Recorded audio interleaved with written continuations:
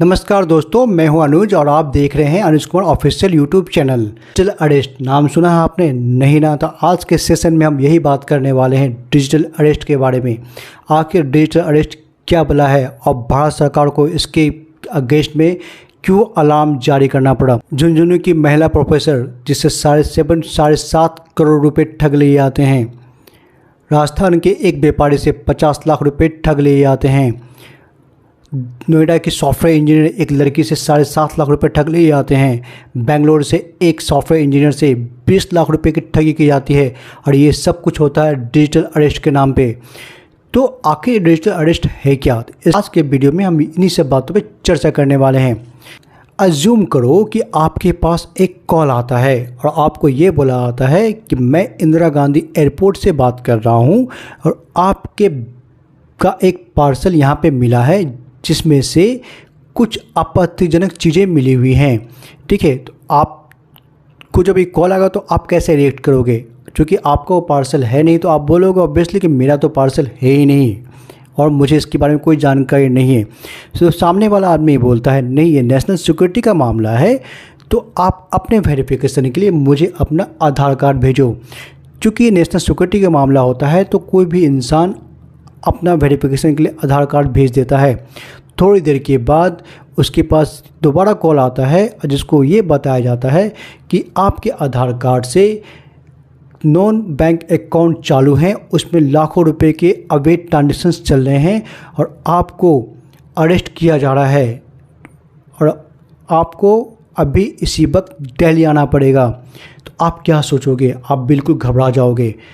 ठीक है, अब यहाँ से शुरू होता है स्कैम का सिलसिला, जहाँ पे कोई सीबीआई बन के बात करता है, कोई ईडी बन के बात करता है, कोई नारकोटिक्स वाला बन के बात करता है। ठीक है, तो ये इसके बाद लोगों का ब्रेन जो है काम करना बंद कर देता है और यहीं से शुरू होती है ठगी और यहीं से शुरू होती है डिजिटल अरेस्ट की कहानी। ठीक है, तो अब समझो कि डिजिटल अरेस्ट होता क्या है। डिजिटल अरेस्ट एक तरह का अरेस्ट होता है जिसमें आपको एक कैमरे के सामने कंटिन्यूस मॉनिटर किया जाता है।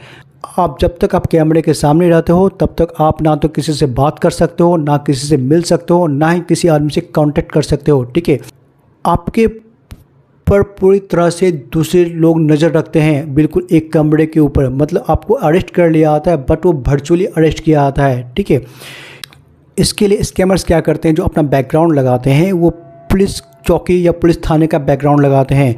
इस पूरे स्कैम में क्या होता है कि डिफरेंट टाइप के लोग बात करते हैं, जो अपने को सीबीआई का कभी बताएंगे, कभी डीएसपी रैंक का बताएंगे, कभी एसपी रैंक के बताएंगे।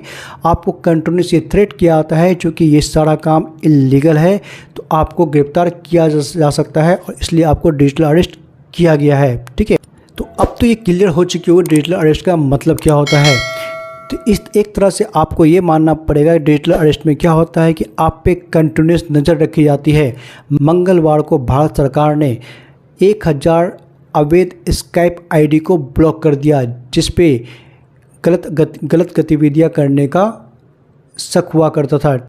2018 में भारत सरकार ने एक अलग डिपार्टमेंट बनाया है, इंडियन साइबर क्राइम कोऑर्डिनेशन।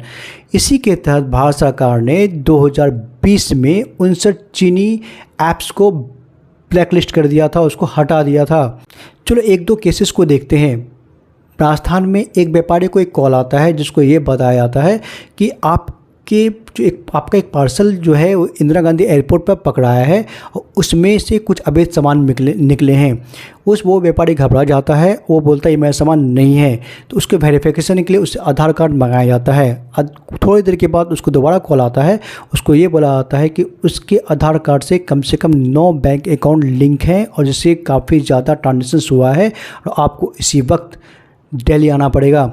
वो आदमी पूरी तरह घबरा जाता है। फिर उस आदमी को डिजिटली अरेस्ट कर लिया जाता है। वो 2 दिन तक डिजिटली अरेस्ट रहता है। इसी 2 दिनों के बीच में उनको ये बताया जाता है कि आपके सारे जो खाते हैं वो फ्रीज कर लिए गए हैं, तो आपको अपना सारा पैसा एक सरकार के डमी अकाउंट में भेजना होगा। जब ये जांच पूरी हो जाएगी तो आपको पूरा पैसा वापस लौटा दिया जाएगा। उस व्यापारी ने 50 लाख रुपये उस डमी अकाउंट में ट्रांसफ़र कर दिया। पैसे ट्रांसफ़र होने के बाद कॉल डिस्कनेक्ट हो जाती है और तब व्यापारी को समझ में आता है कि उसके साथ स्कैम हुआ है। ठीक है। तो इस तरह की जो घटनाएं हैं पूरे देश में बढ़ रही है। अगर कानून की बात समझे तो डिजिटल अरेस्ट नाम का कोई भी प्रावधान नहीं है, कोई भी डिजिटल अरेस्ट पुलिस नहीं करती है, ठीक है। अगर पुलिस को अरेस्ट करना होता है तो फिजिकली आपको अरेस्ट करेगी, कभी भी डिजिटल अरेस्ट नहीं करेगी, ठीक है। अब इसके लिए सावधानी क्या बरतनी चाहिए? तो इसकी जो सबसे पहली सावधानी है कि किसी भी फर्जी कॉल को अटेंड ना करें, ठीक है। अगर आपके पास ऐसा कॉल आता है तो उसको तुरंत रिपोर्ट करें भारत सरकार के साइबर क्राइम यूनिट के पास, या फिर 1921 नंबर पे आप डायरेक्टली कॉल करके रिपोर्ट कर सकते हो। आपकी सावधानी ही आपको डिजिटल अरेस्ट से बचा सकती है। मैं फिर से कहना चाहूँगा, डिजिटल अरेस्ट कुछ भी नहीं होता है। अगर कोई आपको डिजिटल अरेस्ट करता है तो उसकी बातों बिल्कुल विश्वास ना करें और तुरंत रिपोर्ट करें। इस वीडियो में हमने आपको डिजिटल अरेस्ट के बारे में सब कुछ बताने का कोशिश किया है। अगर आपको ये वीडियो अच्छी लगी हो तो हमारे चैनल को लाइक करें, शेयर करें, सब्सक्राइब करें। अगर आप हमारा वीडियो फेसबुक पेज पर देख रहे हो तो हमारे पेज को फॉलो करना ना भूलें। जय हिंद।